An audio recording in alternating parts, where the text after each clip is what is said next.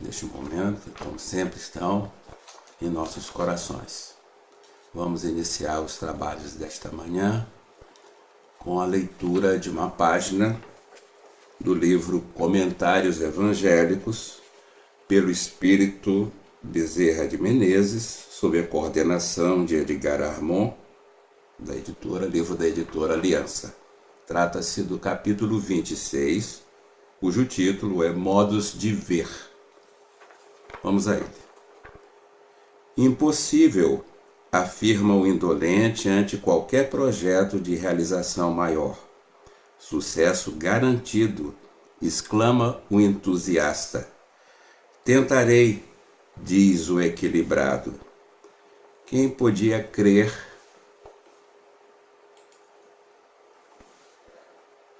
que o Evangelho de Jesus, figura humilde e sem projeção social, despretensioso em todas as suas atitudes e mais ocupado com os pobres e doentes do que com as pessoas de influência, se estenderia por toda a terra depois que ele abriu, ele seus braços na cruz, num gesto de sublimado perdão.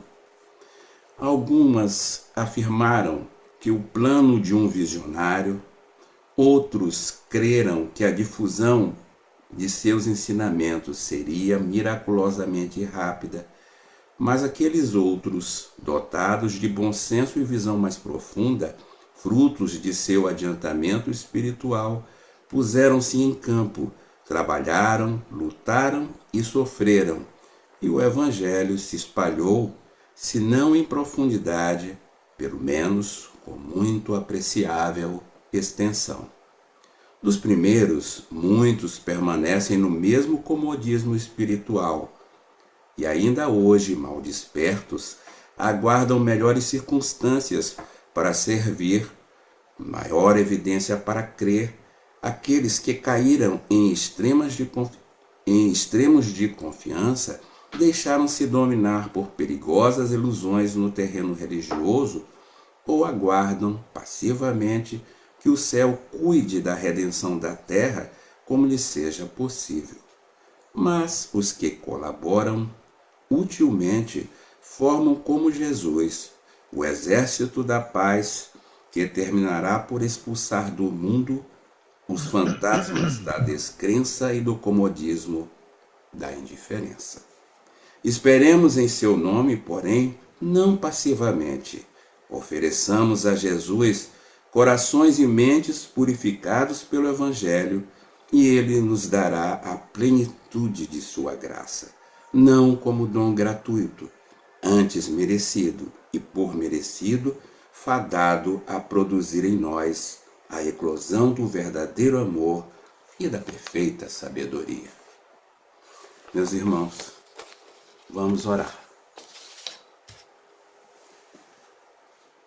Pai de infinita misericórdia, Jesus, querido amigo de todas as horas, sabemos, Senhor, que as tuas bênçãos são derramadas infinitamente, constantemente sobre todos nós, precisados do teu carinho e da tua harmonia. Abençoa-nos, santifica-nos este dia, Senhor. Ampara o nosso irmão Ansaruí, que veio apresentar o seu trabalho nesta manhã, e neste envolvimento de amor, se espraiem como luz irradiante por toda a humanidade, amparando os necessitados, ajudando todos aqueles que neste momento sentem a necessidade da tua presença. Agradecidos estamos, Senhor, por mais um dia de vida neste teu planeta e beneficiados por este momento, damos por início a reunião desta manhã. Assim seja. Ansaruí, a palavra está contigo.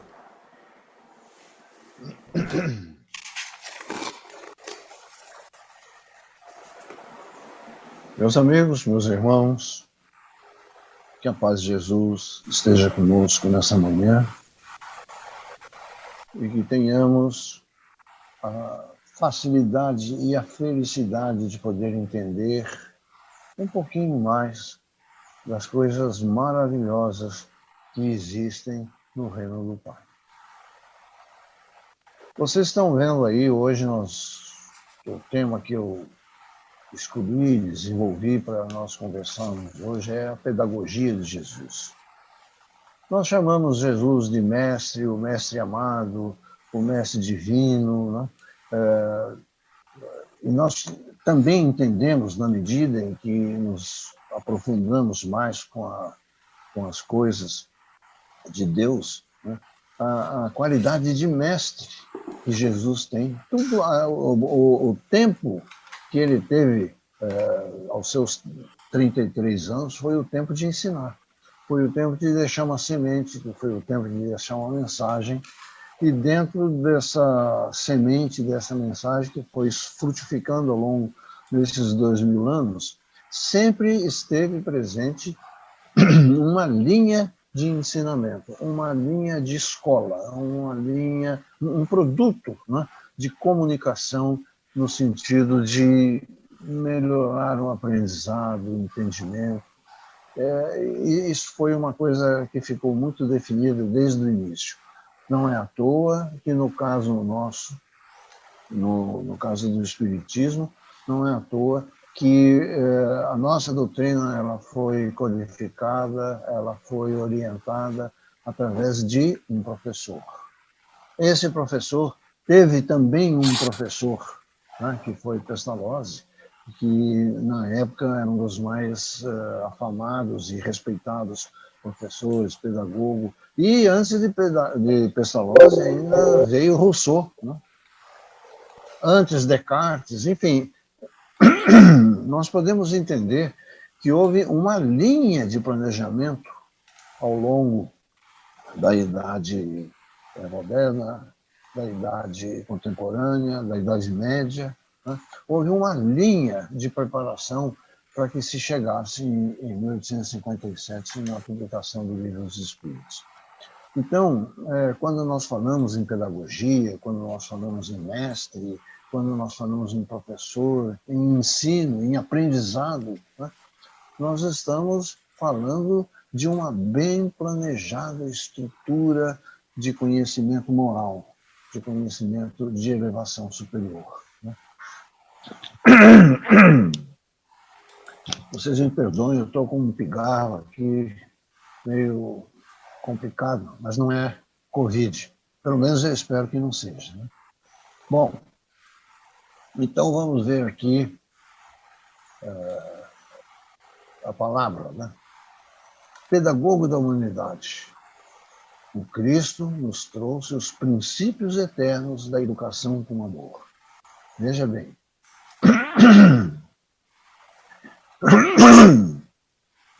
Quando nós falamos da estrutura que Moisés montou, né, com o Pentateuco,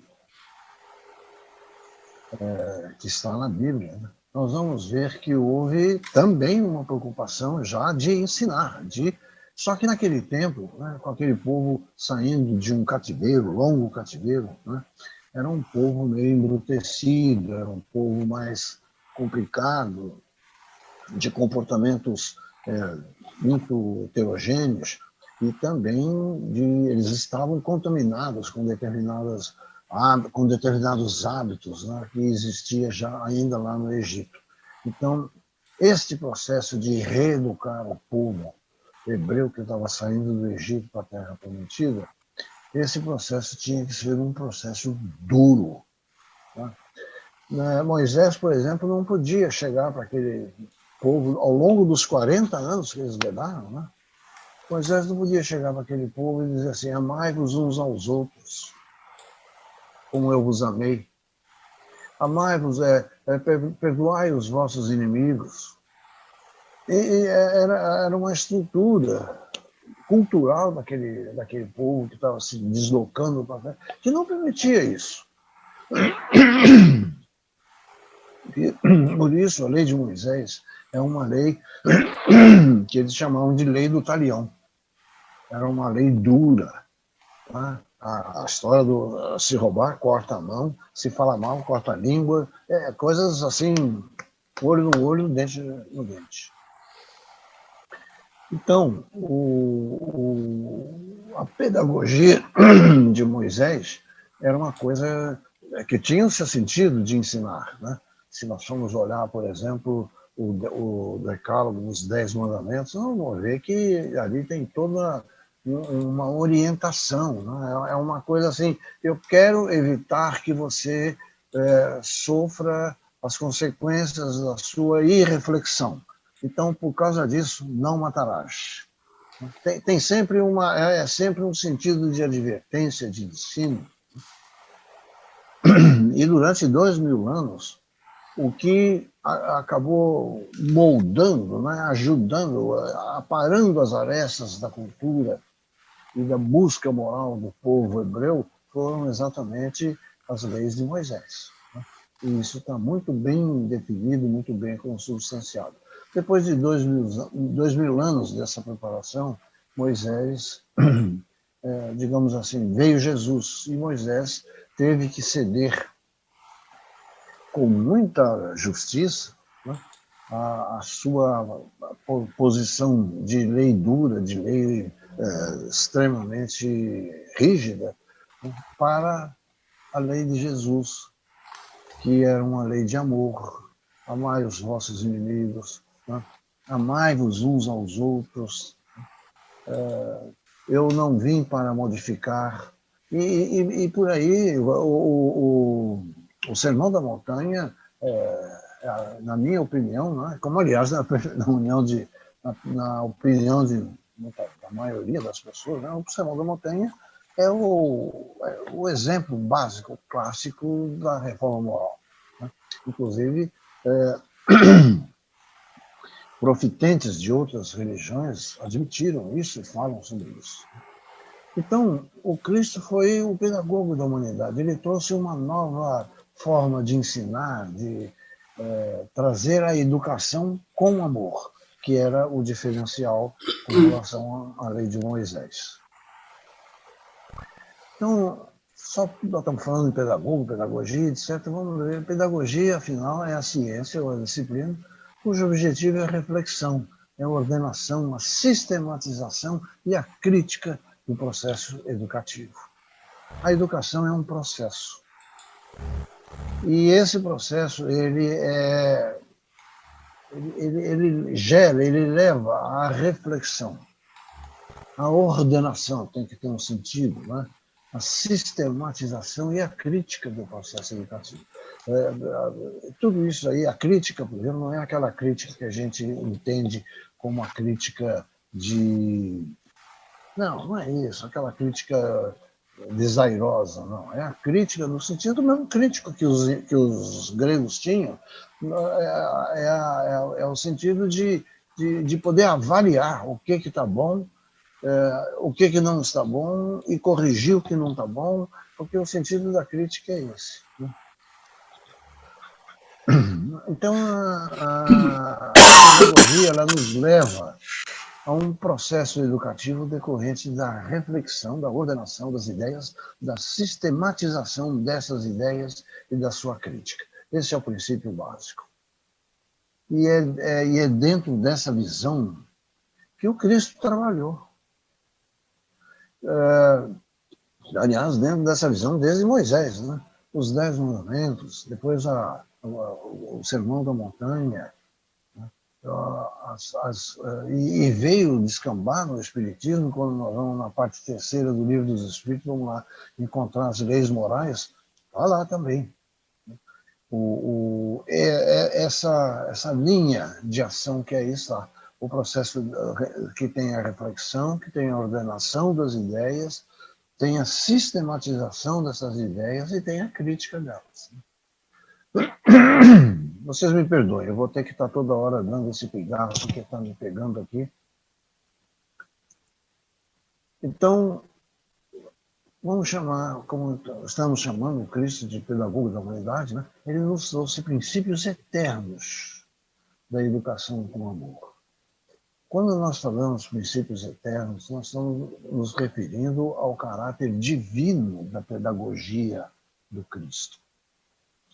Tanto esse caráter divino existe que ele começou, a pedagogia do Cristo começou a funcionar, o processo começou a funcionar há 2000 anos atrás. E nós estamos aqui hoje, sentados, nós vamos avaliar essa pedagogia do Cristo, então nós vamos ver que ele é extremamente atual. Todos os grandes pedagogos da humanidade, todos os nomes que se ressaltaram na humanidade ao longo do tempo, inclusive aqui no Brasil, nós vamos ver que todos eles se baseiam em princípios de educação com amor. Essa educação com amor é que tem construído a base de um pensamento humano muito grande, muito importante, muito enriquecedor. Porque quando nós falamos em amor, nós estamos falando em crescimento moral.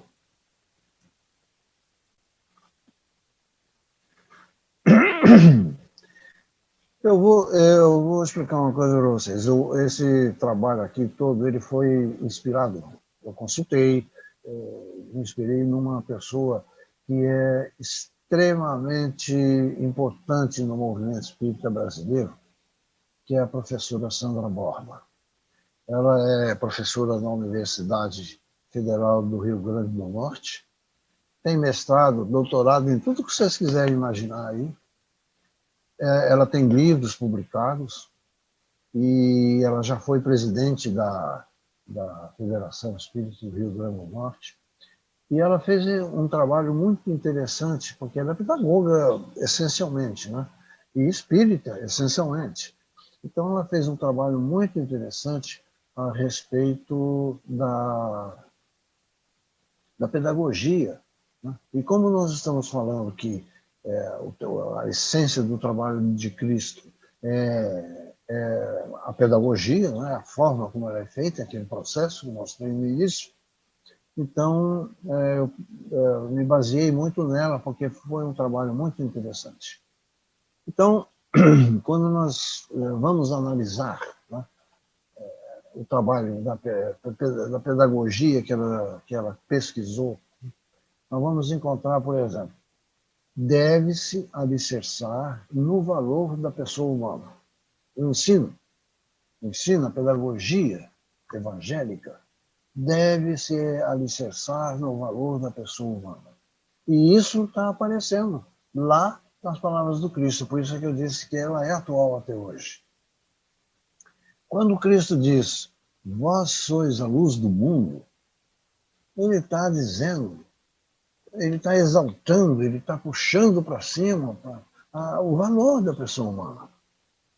Quando ele diz, vós sois a luz do mundo, ele está nos dando a melhor condição de cristãos, né? A nossa melhor condição de seres humanos.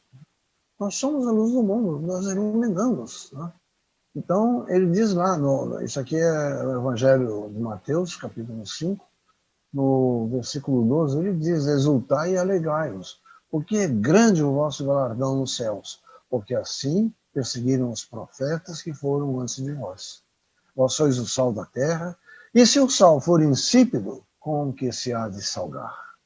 Para nada mais presta, senão para se lançar fora e ser pisado pelos homens.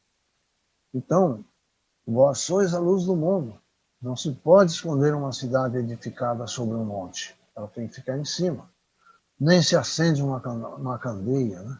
Assim resplandeça a vossa luz diante dos homens, para que vejam as vossas boas obras e glorifiquem o vosso Pai que está no céu. Nesse trecho, isso aqui é o Sermão da Montanha. Né? Vocês vejam que nessa parte que ficou destacada aí, o que o Cristo está falando, os que estavam ali ouvindo? Ele está exatamente exaltando aquelas pessoas, ele está tentando puxar o que de melhor elas têm. Então, isso daí está dentro de alicerçar no valor da pessoa humana. Outro ponto da pedagogia que diz que toda aprendizagem se dá no tempo e ela é cumulativa. Então, lá no Evangelho de Marcos, no capítulo 4, versículo 28, diz lá: primeiro a erva, depois a espiga, e por último o grão cheio da espiga. O que ele fez aqui? Ele deu uma sequência. Ele estava dizendo para as pessoas, na verdade, na síntese disso, é que existia primeiro a erva. A erva se desenvolveu, veio a espiga. A espiga se desenvolveu, veio o grão cheio, já na espiga, dentro da espiga. Então, houve aqui uma sequência. Essa sequência, se nós transportarmos para nós, seres humanos, está dizendo que existe uma aprendizagem, porque a erva aprendeu a ser erva e se transformou na espiga. A espiga aprendeu a ser espiga e se transformou no grão cheio dentro da espiga. Então, foi uma aprendizagem que se dá no tempo, como para nós também. E ela é cumulativa. Quando Kardec nos dá o sentido da reencarnação, o que é o processo reencarnatório? O processo reencarnatório é um processo de aprendizado. Por isso que nós somos aprendizes na esfera divina. Porque nós vamos aprendendo de uma passagem para outra, de uma passagem para outra, e isso vai acontecer no tempo. E a cada passagem dessa, nós acumulamos a experiência, o conhecimento que vamos vendo lá de trás. Hoje, nós estamos aqui, tanto os nossos amigos que estão assistindo, quanto a nós outros que estamos aqui falando. O que hoje nós estamos fazendo é resultado de uma aprendizagem que se acumulou ao longo do tempo. Houve época, né, em encarnações passadas, que nós passamos por um processo de dificuldade muito maior do que passamos hoje. Nós tivemos que aprender, muitas vezes aprender com muita dificuldade, com muito sofrimento, com muita dor. Nós somos resultados de um processo. Cada um na sua plataforma, que é um nome muito falado hoje, né? Cada um na sua plataforma, na sua esfera, mas nós fizemos uma aprendizagem através do tempo. A pedagogia diz que o processo ensino-aprendizagem tem como fonte o indivíduo. Sem dúvida nenhuma. Toda essa aprendizagem, tudo que existe, todas as coisas dentro da vontade divina, elas estão focando o indivíduo. E é exatamente através da melhora do indivíduo que a comunidade também melhora. Né? Então tem como fonte o indivíduo e sua situação histórico-cultural. Quando eu falo situação histórico-cultural, eu quero dizer o seguinte: vamos nos basear, digamos assim, nos suecos, nos suíços. São culturas, são civilizações que hoje em dia são consideradas como exemplos de conduta social no mundo. Eles têm dificuldades lá? Tem. Eles têm problemas lá? Tem. Eles têm pessoas que têm desvios de conduta? Tem. Mas a maioria das pessoas, o contexto da sociedade, já é um contexto que tem determinados princípios de convivência harmônica. Embora eu esteja falando muito mais do ponto de vista material do que do espiritual. Porém, o processo ensino-aprendizagem tem como fonte o indivíduo, e lá estão eles. E a sua situação histórica-cultural. Isso por quê? Porque esses povos que eu falei aqui, que já têm uma certa fama, né, de evolução social, eles estão dentro de um processo histórico-cultural que nunca foi assim. Hoje em dia eles chegaram a um ponto de melhoria, mas eles também foram desastrados, também foram aprendizes, eles foram também uma maioria de pessoas ignorantes, né? Então, nós aqui mesmo no Brasil, nós estamos passando por um processo extremamente agitado, extremamente difícil, paixões, né? Diferentes opiniões, diferentes visões, né? Tudo isso faz parte de um processo histórico, cultural, de um povo. Não sei se isso é para agora, se é para daqui a 50 anos, se é para daqui a 500 anos, mas nós seremos a pátria do Evangelho. E isso requer aprendizado. Né? E é um aprendizado que vai se preparando, né? Ele vai evoluindo na medida em que a nossa situação histórica e cultural também sofre um processo de crescimento. A aprendizagem ela deve se basear na descoberta pessoal, concreta, a partir da reflexão em profundidade. Veja bem, a aprendizagem ela deve se basear na descoberta pessoal. Existe uma letra de uma música que, quando eu era jovem, eu ouvia, era muito popular. A letra dizia o seguinte: mas se um dia eu tiver que chorar, ninguém chora por mim. Os nossos processos de aprendizado, eles são nossos. Por isso é que foi dito agora há pouco, de que a educação ela é um processo que é individual. Né? Então, a aprendizagem ela deve se basear na descoberta pessoal. Sou eu que vou descobrir se as minhas escolhas na vida foram boas ou não.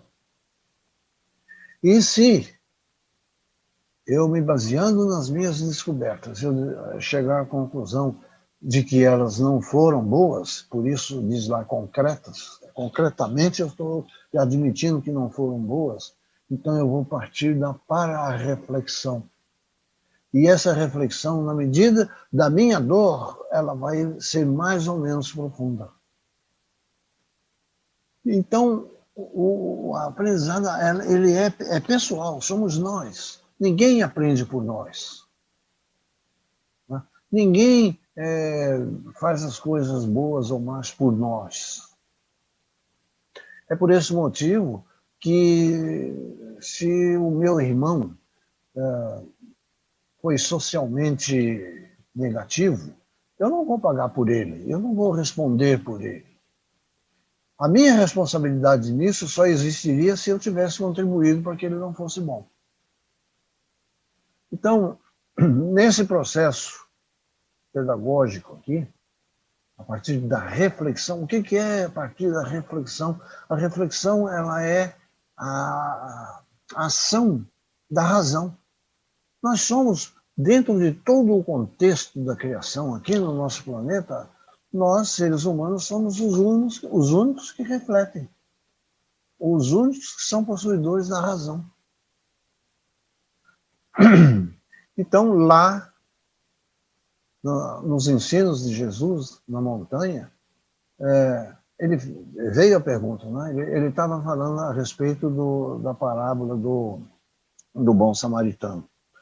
Então, a pergunta foi, quem foi o próprio? Porque antes ele já havia ensinado que devemos amar o nosso próximo. E para explicar o que significaria amar o próximo, ele deu o exemplo do bom samaritano. Aí veio a pergunta, quem foi o próximo daquele que caiu nas mãos dos salteadores? Foi um homem que nenhum texto do Evangelho diz quem ele era, o nome dele, e para onde ele ia, de onde ele vinha, nada. Simplesmente ele foi um homem que caiu nas mãos dos salteadores e ficou estendido lá no caminho, todo ferido, todo machucado. Então, é aí que Jesus, então, pergunta quem foi, e os assistentes ali respondem que o que foi bom ali, o que foi próximo daquele foi o samaritano, que ajudou, que cobriu as feridas, que levou para uma hospedaria, que pagou a hospedaria, e dizendo que ele queria que fosse bem tratado, porque quando ele voltasse ele queria encontrar o homem ferido já em melhor situação. Então, por que Jesus escolheu o samaritano? Os samaritanos, eles eram, dentro do povo hebreu, odiados, porque eles tinham uma visão um pouco diferente daquela que foi definida por Moisés no Pentateuco bíblico. Então, os hebreus, eles não gostavam dos samaritanos, eles não se davam, era considerado um pecado se relacionar com os samaritanos. E Jesus foi escolher exatamente o samaritano para mostrar que, independente de raça, de credo, enfim, qualquer que fosse a expressão da posição da pessoa, né, ele tem o dever divino, o dever moral divino de ajudar a quem está precisando. Então ele foi mostrar que existia bondade, existia amor, existia respeito pelo próximo. Ele foi mostrar exatamente que aquilo estava no indivíduo que representava aquilo que os hebreus odiavam. Então por isso é que vem a pergunta, né? Porque a atitude do samaritano, ela foi decisiva na aprendizagem, na descoberta pessoal, a partir de uma reflexão em profundidade. Os próprios ouvintes do Cristo, na montanha, que estavam ouvindo, eles refletiram na história do bom samaritano. E eles concluíram e responderam ao mestre que quem foi o próximo deles foi o samaritano. Então, o ensino de Jesus está dentro dessa posição pedagógica aqui. Outra, a aprendizagem ela se evidencia na vivência, na demonstração, no comportamento que denota a transformação interior. Ou seja, quando nós aprendemos, como aprendizes que somos, né, quando nós aprendemos, né, isso fica muito claro, né, isso fica demonstrado sem que nós tenhamos necessidade de nos esforçarmos para isso. A nossa própria atitude, a ação demonstra isso, né? E é no comportamento que denota a transformação interior. Porque a transformação, meus amigos, como eu sempre digo isso, a transformação ela é um processo permanente. Nada se cria, tudo se transforma. E essa transformação ela vai saindo naturalmente. Você não precisa demonstrar que é bom. Alguém tem alguma dúvida com relação à qualidade moral de Mahatma Gandhi? Alguém tem alguma dúvida com relação à expressão moral de Bezerra de Menezes? Ou do próprio Chico, né? Xavier? Ou, enfim, de todo esse elenco de trabalhadores do cristianismo, né? Incluindo os espíritas, os católicos, os protestantes, todos, que todos eles tiveram pessoas de extrema evidência no aprendizado e na atitude proativa. Né? Então, isso é demonstrado na ação. Né? Eu conto sempre a história de Madre Teresa de Calcutá. Ela viveu a vida dela, o apostolado dela foi todo lá na Índia, um lugar onde ainda existe, né, uma grande explosão ainda de leprosos e de doentes de uma maneira geral, de doenças muito tristes, nos emociona até. Então teve uma ocasião em que ela estava lá lavando as feridas nos pés, na perna de um leproso. E um europeu que estava lá assistindo aquilo, quando ela terminou, ele virou para ela e disse assim: a senhora não tem nojo, não tem asco de ficar cuidando dessas feridas? Porque ela fazia isso com a mão limpa, não tinha luva, não. E depois ela lavava tudo, se higienizava, mas ela fazia ali na hora, pegando os panos, limpando. E ela virou para ele e disse assim: não, eu tenho sim, todo mundo, eu sinto asco muitas vezes disso, mas alguém tem que fazer. Esse alguém tem que fazer demonstra exatamente a transformação interior que ela passava. O amor pelo próximo, para ela, né, já era maior do que o asco em tratar da ferida. Então, no Evangelho de Lucas, no capítulo 6, versículo 44, nós vamos encontrar exatamente isso. Portanto, cada árvore é reconhecida pelos seus frutos. Eu não posso dizer, olhando para uma mangueira, que ela é uma figueira. Porque ela é uma figueira. Toda árvore é reconhecida pelos seus frutos. Então, toda pessoa, cada um de nós é reconhecida pelo que nós demonstramos, pelo que nós fazemos, pelo que nós construímos. Toda aprendizagem conduz o homem à harmonia consigo próprio, com o próximo e com Deus. Diz lá no Evangelho de João, capítulo 3, versículo 21. Quem pratica a verdade aproxima-se da luz. Qual é a palavra-chave dessa frase? Verdade. Quando nós estamos no processo de aprendizagem, estabelecendo uma harmonia conosco, ou seja, eu não tenho nada para esconder. As minhas atitudes elas são extremamente claras. Eu não preciso de subterfúgios. E quando eu faço isso comigo, com o próximo, ou seja, se eu sou leal comigo, eu tenho que ser, por extensão, leal com o meu próximo e muito mais com Deus. Então, quem pratica a verdade, ele aproxima-se da luz, porque está cada vez mais elaborando valores que são indestrutíveis. Diz lá a pedagogia, é no próprio aprendiz que encontramos a resposta sobre sua aprendizagem. Nós vamos, no próprio aprendiz que encontramos a resposta sobre sua aprendizagem. Ou seja, a pessoa expande, mas eu sou bom, eu gostaria de ser bom, eu quero fazer aquilo. Ele está falando sobre um processo de identidade com o próximo e com a vida. Mas para que nós saibamos se aquilo que ele está falando é apenas uma emoção de momento, é um entusiasmo, ou se é uma coisa verdadeira, uma coisa vinda de si, é preciso, então, verificar as atitudes dele. Não naquela hora, mas no contexto da vida dele. Quando diz aí o diálogo de Jesus com o moço rico, está no Evangelho de Lucas, no capítulo 18, vai do versículo 18 a 23, é uma coisa muito interessante a respeito da natureza humana.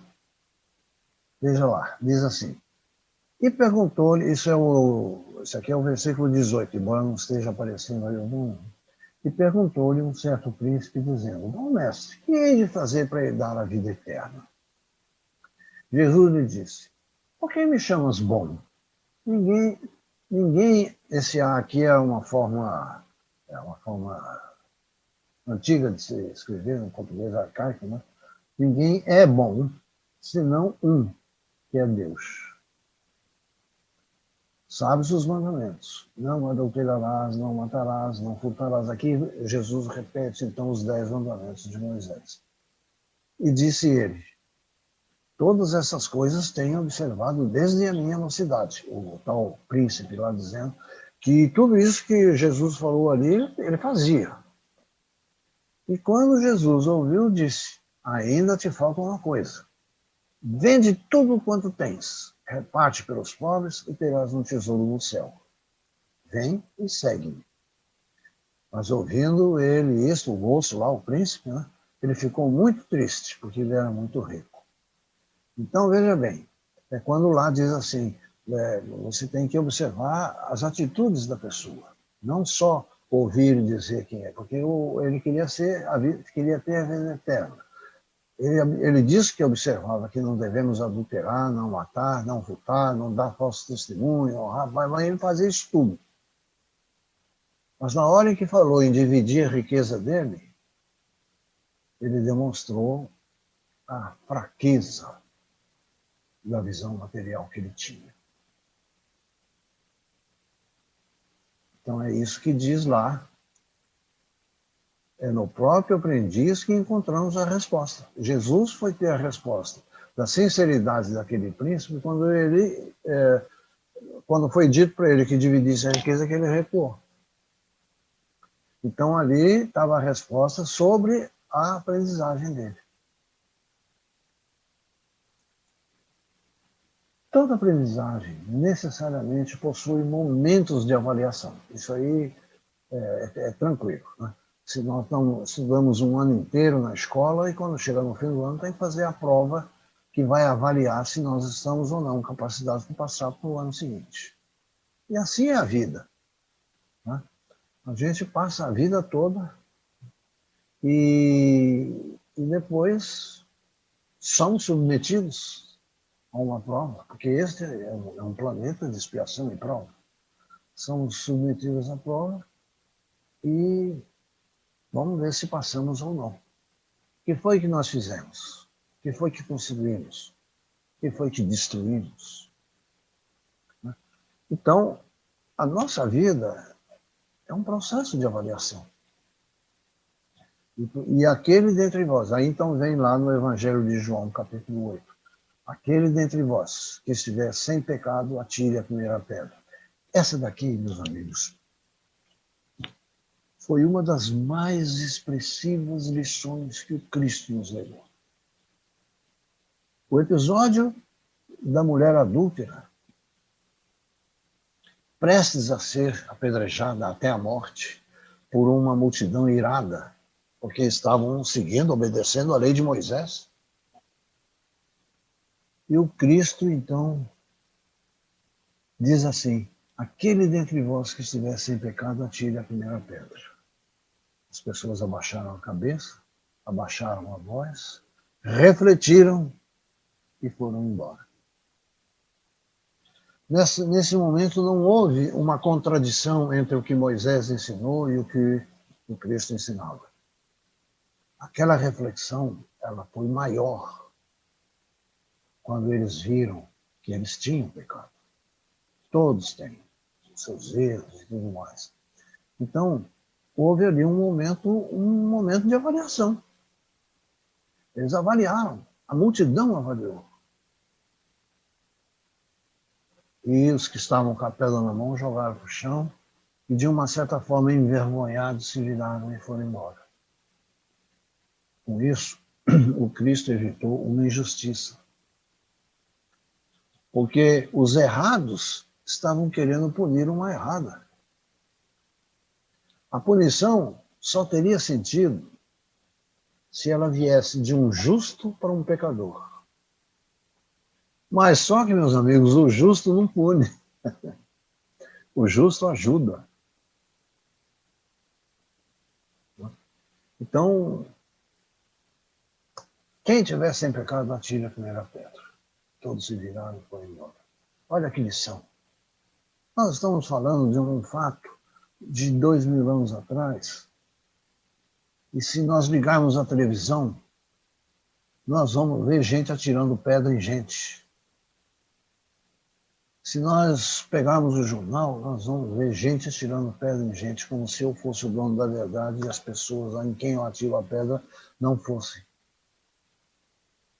Como se eu mesmo conhecesse a verdade, se eu soubesse o que é a verdade.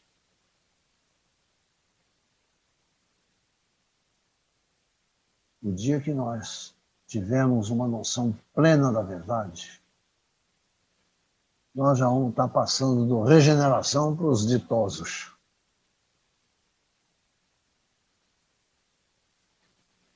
Veja bem, o erro é uma parte do processo de aprendizagem. E ele deve ser transformado em estímulo de crescimento. Isso aí é a orientação pedagógica. Mas olha quanta verdade existe nisso. A mulher samaritana, ela estava errada. Mas, diante da atitude do Cristo, de perguntar às pessoas se eles tinham ou não, quem não tivesse pecado que atirasse a pedra, naquilo, tanto a mulher aprendeu que o erro dela poderia ser relevado, como aqueles que iam atirar a pedra nela também aprenderam que não era aquela forma de educá-la. Então, o erro, tanto dela quanto da multidão, foi transformado em estímulo de crescimento. Certamente eles deveriam se tornar pessoas melhores, crescerem mais, em função de um erro cometido. Então diz lá, no Evangelho de João, nós vamos encontrar. Então o Cristo, quando todos estavam a tirar as pedras, se viraram e foram embora, a mulher ficou sozinha com ele ali, né? Ele virou para ela e disse assim: mulher, onde estão os seus acusadores? Né? E ela respondeu: eles foram embora. Aí Jesus foi e disse a ela: vai e não torne a pecar. Olha só. Por isso que eu digo esse diálogo, né, da era adulta é de uma lição fundamental para todos nós. A criatividade, a beleza, né, do exemplo de Jesus não poderia ser mais expressiva. Ele foi buscar um exemplo extraordinário. O erro, ele tem que gerar a aprendizagem, e a aprendizagem tem que gerar o estímulo do crescimento, crescer. Enquanto que nós temos ainda hoje uma cultura religiosa que diz que o erro ele tem que ser punido com o fogo do inferno, e que as pessoas ficarão sendo punidas naquele inferno terrível pela eternidade. Olha a diferença do que o Cristo está falando e do que os homens entendem e praticam. A parte do o erro ele tem que ser, pode levar 200, 300 anos no tempo da Terra, porque no tempo de Deus 200 ou 300 anos não significa nada. Ele é parte de um processo. O erro ele tem que levar ao crescimento, não à punição, não ao degredo. É por isso que vem aquela expressão, né? Errar é humano. Porque o erro ele está relacionado com a nossa natureza humana. E é exatamente a nossa natureza humana, através dos cíclicos processos de aprendizagem, que levam ao crescimento. Quando nós olhamos, por exemplo, a vida de Dona Ivone Pereira, ela é a primeira em fazer uma culpa, uma meia-culpa de todo o processo da vida dela, quanto ela errou. Aqueles livros dela lá, O Cavaleiro de Lumière e vários outros, ela conta o processo de aprendizado dela, de erros e de aprendizado.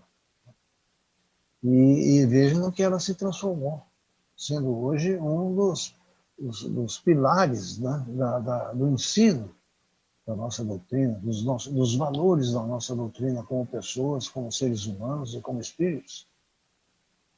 Nós vamos olhar figuras que espetaram o peito do Cristo lá na época da crucificação, a evolução, né, que ele passou para chegar lá onde estamos hoje. Vai e não tornes a pecar. Ele não disse, estás perdoada. Porque o perdão sem valor, sem a experiência, sem o aprendizado, ele é oco. É por esse motivo que as pessoas se confessam, são perdoadas e no dia seguinte praticam o mesmo erro. Porque aquilo não cala nelas, não é uma rotina. Mas quando ele diz, ele não diz que ela estava perdoada, mas ele pediu a ela que não tornasse a pecar. É aquilo que o Chico ensina quando ele diz assim: eu não posso modificar o que passou, mas eu posso construir o que vai acontecer. O ambiente de confiança e respeito ele é fundamental para a aprendizagem. Claro, como é que eu posso aprender se eu não tiver confiança naquele que me ensina? se eu não tiver respeito por aquele que me ensina, se aquele que me ensina não tiver ascendência sobre mim. Então, o ambiente de confiança e respeito ele é fundamental. Aí, então, nessa passagem do capítulo 13 de Mateus, os discípulos perguntam por que Cristo falava por parábolas para o pessoal lá que estava ouvindo lá no Sermão da Montanha.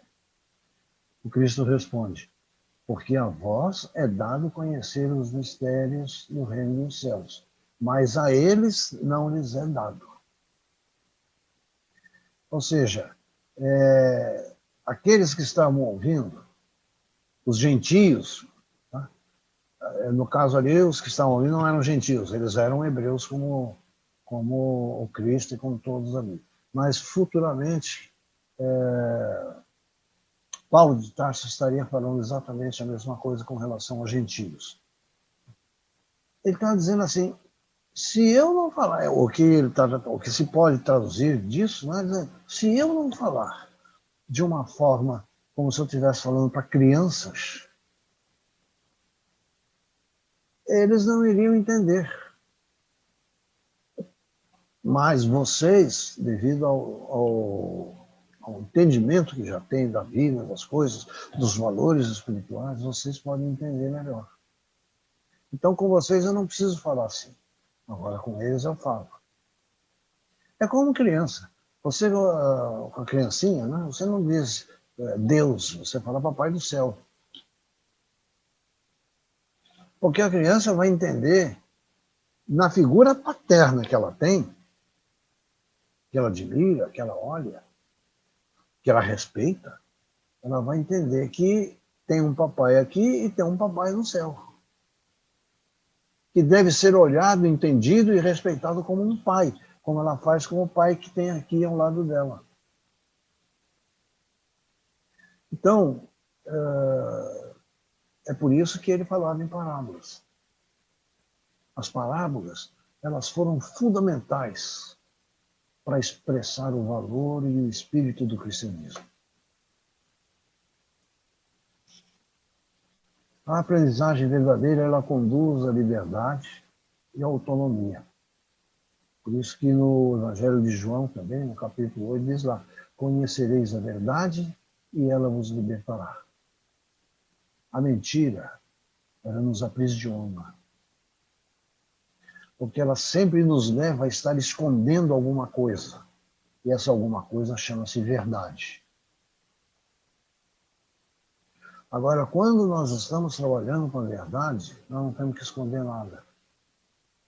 E por isso nós somos livres. E por isso nós podemos, como nos explicou Bezerra, na noite em que no auditório em que ele estava presente, na Rua do Passeio, aqui no Rio de Janeiro, em que ele, depois de mais de 5 anos estudando o Espiritismo, ele se declarou diante daquela multidão ser espírita. E por quê? O que ele estava fazendo ali? Ele estava ali falando a sua verdade. Ele estava ali abrindo o seu coração, abrindo a sua mente, a sua razão e dizendo, eu creio nisso. Sem medo das reações, sem medo das críticas. Ele estava defendendo a verdade dele. Ele acreditou sinceramente naquilo. E expressou isso de uma forma extremamente importante, que foi na carta que ele respondeu às críticas do irmão dele, que ficou transformado naquele livrinho lá que a Federação tem, uma carta de Bezerra de Menezes. Um verdadeiro tratado de teologia espírita. Então, essa é a verdade. Quando nós nos abrimos, quando nós esquecemos as restrições, quando nós esquecemos as críticas e acreditamos sinceramente naquilo que está na nossa mente, no nosso coração, nós nos libertamos.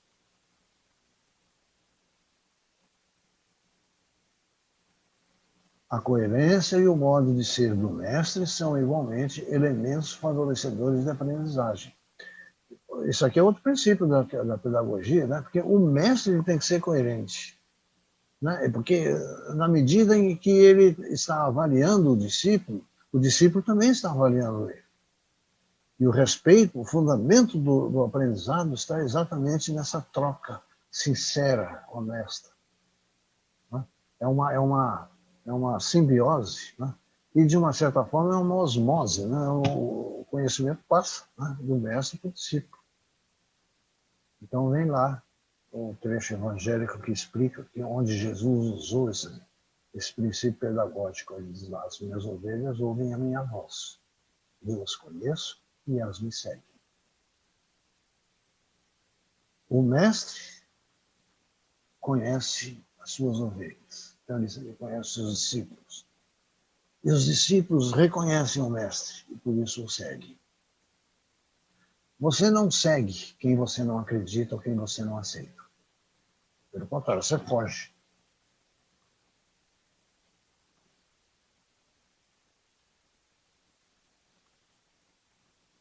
Isso aí é também muito interessante. O princípio pedagógico diz que o médico é um aprendiz, o mestre é um aprendiz completo. E o aprendiz é um mestre em potencial. E veja bem, todos os professores, todo mundo que eu conheço professor, eles são unânimes em dizer o seguinte: que embora eles sejam os professores e tenham o conhecimento que vai transmitir para o aluno, mas ele aprende ensinando. Ele aprende com os alunos.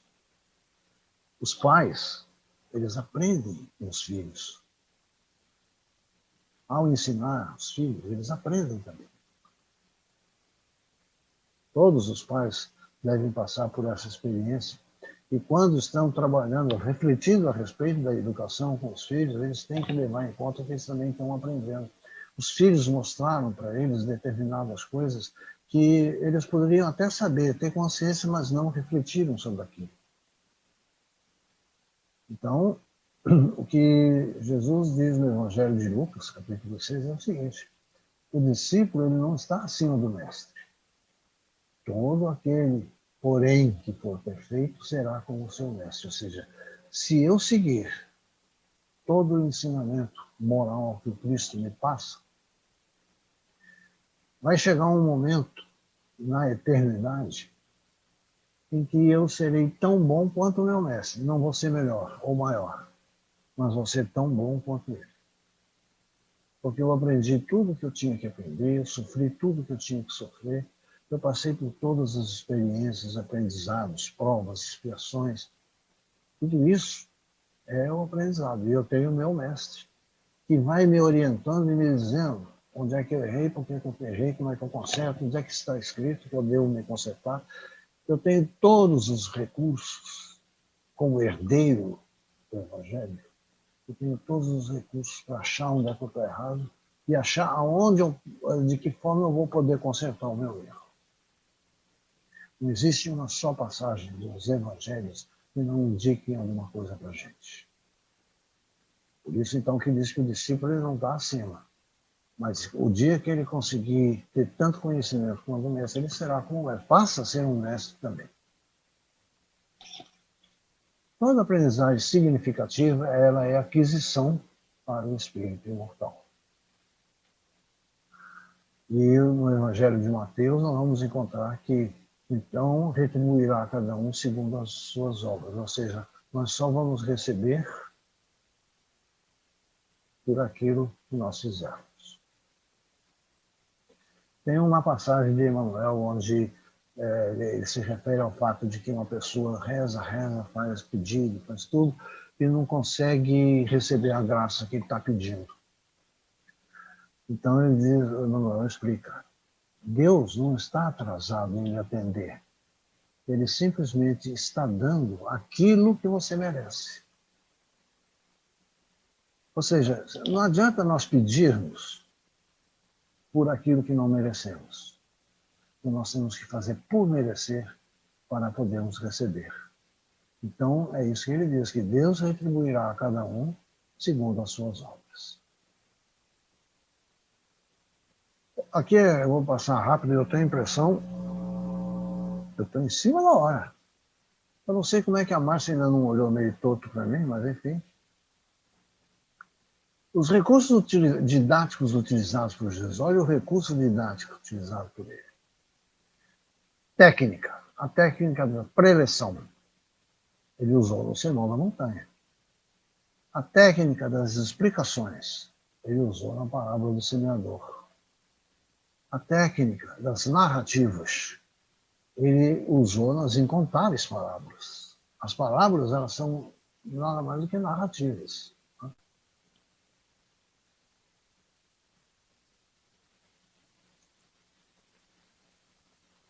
Continuando, né, olhando os recursos utilizados por Jesus, nós vamos encontrar a técnica da conversação didática. Diálogo de Jesus com a mulher samaritana. Esse diálogo de Jesus com a mulher samaritana, mais uma vez, Jesus foi buscar nos samaritanos o exemplo que era importante passar para os hebreus, de que os samaritanos eram pessoas iguais às outras. Né?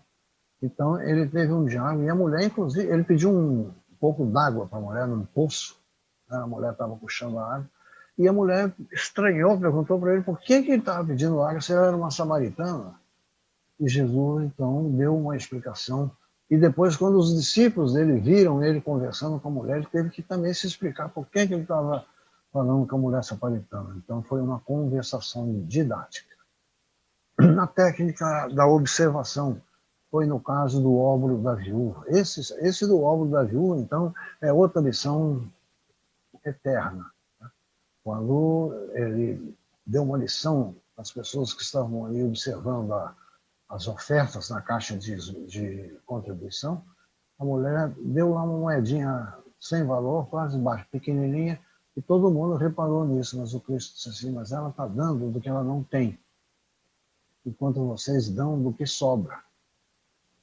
Então, a maior contribuição que tem foi a dela. E a técnica da ilustração. Olhai os lírios do campo. Porque nem Salomão, com toda a sua pompa, a sua glória, conseguiu igualar-se a qualquer um deles. Essa lição que está no capítulo 12 de Lucas, né, quando o mestre estava explicando para os seus discípulos, então ele fez a ilustração, ele ilustrou o que ele estava explicando. Então ele deu o exemplo dos lírios. E deu o exemplo de Salomão, que era um homem poderoso e rico.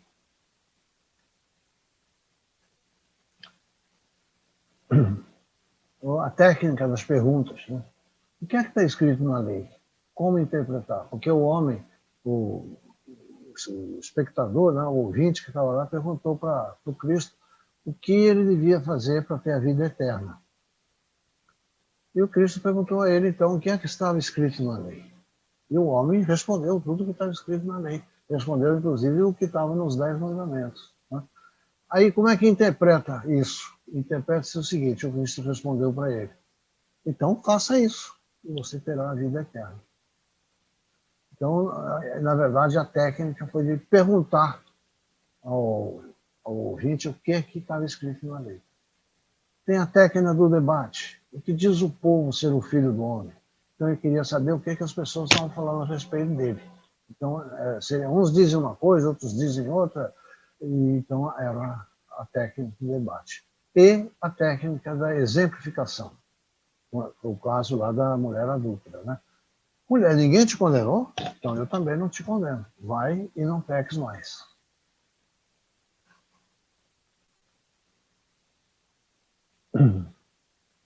Veja bem, esse Jacques Delors, ele foi um economista, um político francês, e em 96 ele coordenou um projeto muito grande que a ONU instituiu no seguinte, para avaliar a educação. E eles, então, durante alguns anos, fizeram lá pesquisa, trabalhou, foi em vários continentes e tal, e, no fim, eles produziram um relatório chamado Educação, um tesouro a descobrir. E, no capítulo 4 desse relatório, eles puseram lá os 4 pilares da educação do século XXI. O que eles propunham, em nome da ONU, o que deveria ser feito Então, Jacques Delors, embora não se saiba que religião ele tinha, mas eles produziram esses 4 pilares da educação seria aprender a conhecer, o outro seria aprender a fazer, o outro seria aprender a conviver, e o 4º pilar seria aprender a ser. Esses 4 elementos aqui, eles consideraram que quem praticasse e fizesse isso estaria estabelecendo pilares que transformariam a humanidade em termos educacionais. Aí nós vamos ver, no caso do relatório, aprender a conhecer. Jesus disse isso há 2000 anos atrás. Conhecereis a verdade e ela vos libertará. Quando Jacques Delors e o grupo dele diz assim, aprender a fazer, nós vamos encontrar no Evangelho de Lucas Jesus dizendo, faze isso e viverás. Quando no relatório lá ele diz aprender a conviver, Jesus dizia, fazei aos outros que gostarias que ele vos fizesse.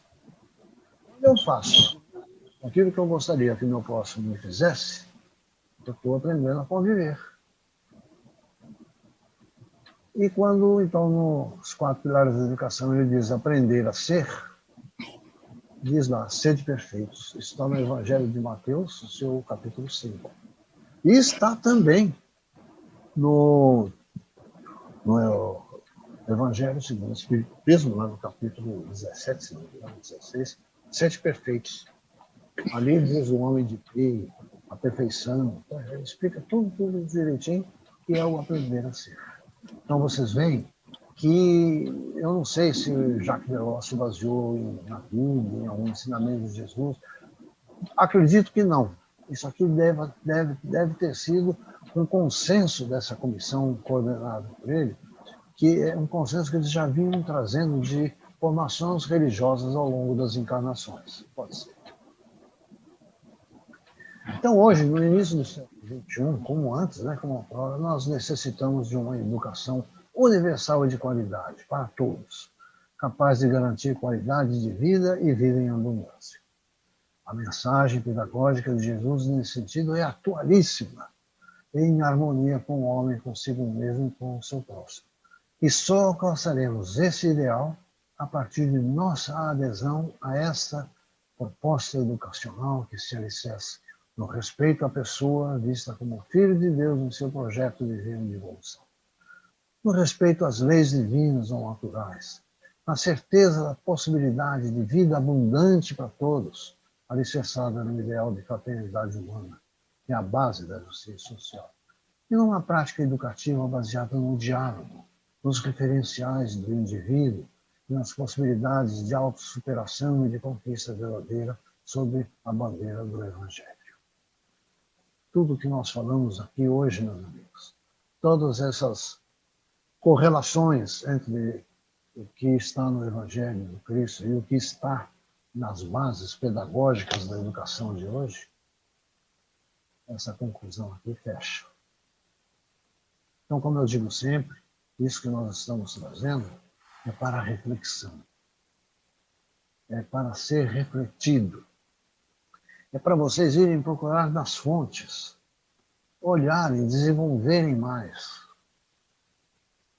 Porque nós somos todos diferentes, nós somos heterogêneos, cada um de nós está num estágio, numa etapa, não só da vida material, como espiritual. Mas uma coisa nos une, somos aprendizes. Mesmo aqueles que vieram com a missão de ensinar na Terra os valores morais da legislação divina, mesmo esses, eles estão aprendendo. O homem, o espírito, o mortal, ele está sempre aprendendo. O aprendizado é a grande mensagem. Vejam bem, Rousseau, eles vinham trabalhando um conceito de religião natural. E eu só trouxe isso aqui para vocês para mostrar que a interpretação da mensagem de Jesus como proposta educacional para nós e não como proposta salvacionista. A mensagem de Jesus, ela é uma proposta de educação para aprendermos, e não de uma educação para nos salvar. O que vai nos salvar é a nossa qualidade moral, e não a nossa qualidade de crença. Eu posso ser um cristão, acreditar em Cristo, acreditar em tudo, e, no entanto, eu não ter ações que sejam feitas à minha crença.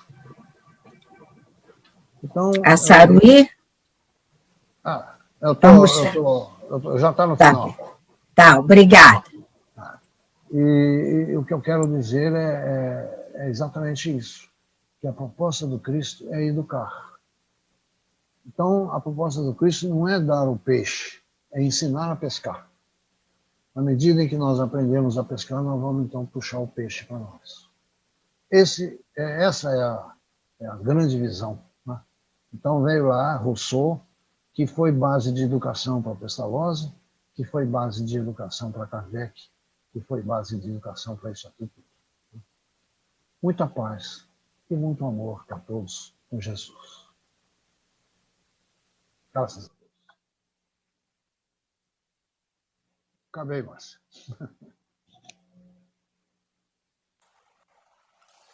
Não foi tanto assim, foram 11 minutos.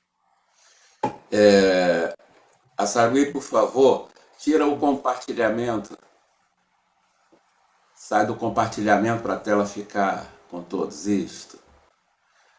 Muito obrigado a Saruí pela excelente palestra que você nos trouxe esta manhã, que enseja muita reflexão para as nossas vidas. Quanto ensinamento, muitas passagens evangélicas que nós temos à nossa frente, que são ditas a toda hora, às vezes são ditas de uma forma que a pessoa que a transmite não percebe ainda, absorveu o conhecimento, mas elas são muito importantes. E entendo ainda, Assaruí, que você deva para nós, para nosso tesouro, compartilhar esse material que você colocou aí na tela, para que nós possamos de vez em quando dar uma olhada e verificar, poxa, é isso mesmo, não tem problema, porque não. a sua palavra será lembrada. Muito ensinamento nós recebemos esta manhã.